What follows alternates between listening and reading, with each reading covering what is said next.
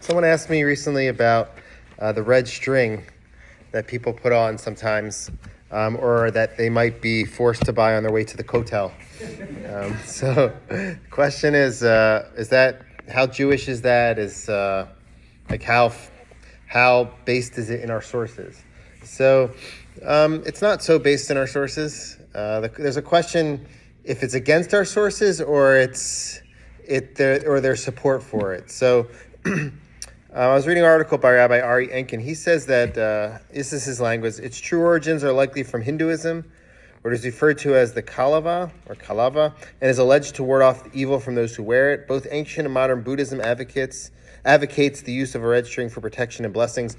So it could be it could be a belief that was adopted from foreign cultures. And the issue that's raised with it, among those who find trouble with it, it begins in a Tosefta, which is a Tanaitic source, where it says there that you're not allowed to follow the ways of the non-Jews. There's specific practices that were involved, they're connected to their worship of their gods. One of them, it says in that Tosefta, it says that they used to tie chut adom al etzba'o. They used to tie a red string on their finger.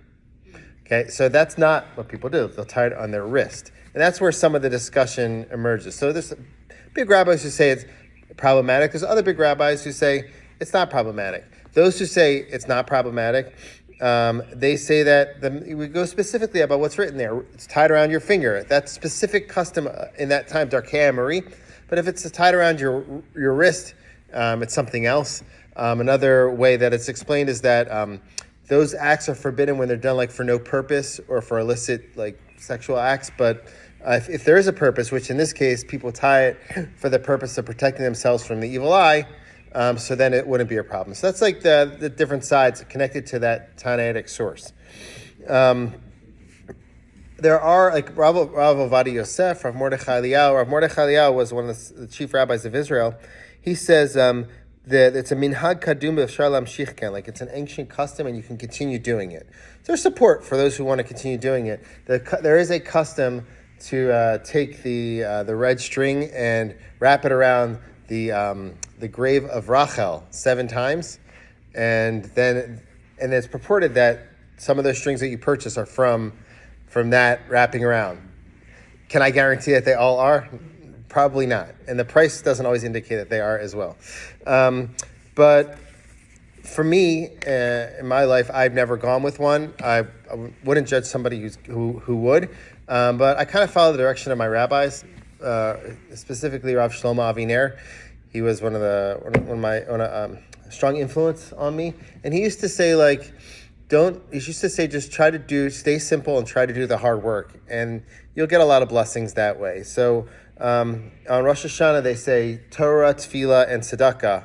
You learn Torah, you pray to Hashem, and you give Tzedakah. That can change your decree. That's not so easy to do, but we have to invest our energy and our time in doing it. And if you do that, you will see changes in your life. So that he always pushed us to do things to not take shortcuts and do the hard work in order to see bracha. There's another statement, if one wants to protect themselves from the evil eye. One is what I just said, Torah, Tefillah, Tzedakah. Another one is to stay hidden from the eye.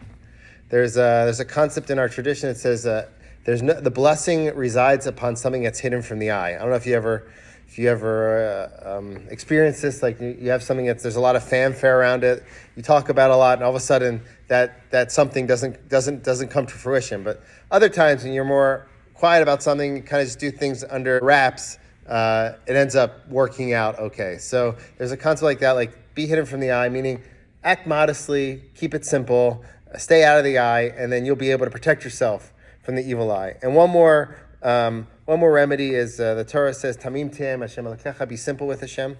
And I think that's also connected to what we said before, Tshuva, Tefillah, Tzedakah. But this idea, go to Hashem for your needs, stay simple, and Hashem will protect you and take care of you. That's really the hard work. The hard work is staying connected to Hashem, keeping it simple, staying modest. And through that, you'll see bracha, you'll see protection, and God will protect you from the evil eye as well.